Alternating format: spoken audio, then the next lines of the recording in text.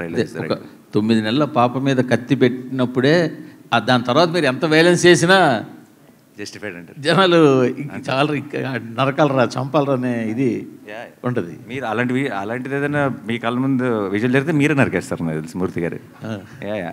So I think it is all it is an emotion. మనకు violence అన్నది emotion strong ఉన్నప్పుడు violence చాలా చాలా బాగా పండుతుంది అనడానికి మన గ్రేటెస్ట్ ఎగ్జాంపుల్ రాజమౌళి గారు ఉన్నారు.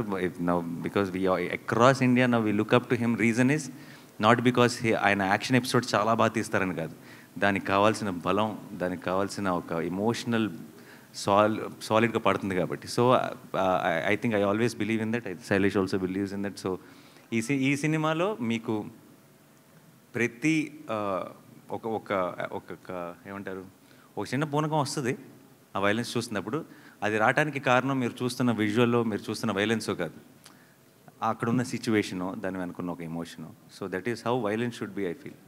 మీ సినిమాల్లో ఎన్ని ఉన్నా ఎలా ఉన్నా జెర్సీ మూమెంట్ అనేది మెమరబుల్ మూమెంట్, ఆ ట్రైన్ సీన్.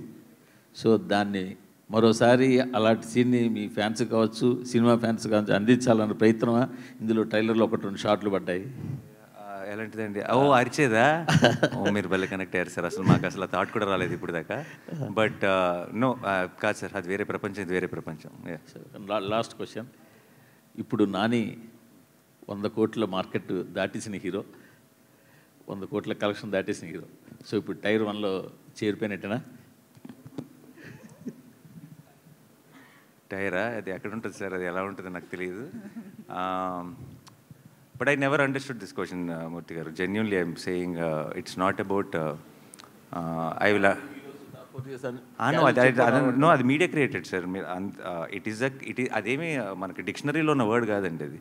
ఇట్ జస్ట్ మనం క్రియేట్ చేసుకున్నది. ఇంకా దాన్ని బట్టి మీరు రకరకాల వాటిలో పెడితే దాని గురించి ఇంకా I never thought about it like that అండి. Sometimes it feels weird. నన్నే కాదు, అసలు ఎవరినైనా సరే. మీ ఫేవరెట్ యాక్టర్ అంటే ఎవరో చెప్పండి, మీరు ఎవరి సినిమాకి వెళ్ళాలని ఉందో చెప్పండి, ఎవరి సినిమాలు ఎలా ఆడుతున్నాయో చెప్పండి, ఎవరి సినిమాలు తగ్గట్టుగా వాళ్ళ బడ్జెట్స్ కానీ సెటప్ కానీ అన్నీ యాక్టర్స్ అందరూ చేసుకోవాలి.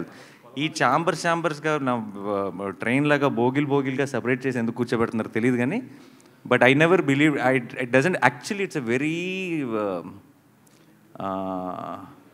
అనొచ్చులేదు తెలీదు, అసలు చాలా స్టూపిడ్ కాన్సెప్ట్ అండి అది. అది ఎందుకు ఎవరు స్టార్ట్ చేస్తారో తెలియదు, బట్ దాన్ని మనం అందరం పెంచి పోషిస్తున్నాం.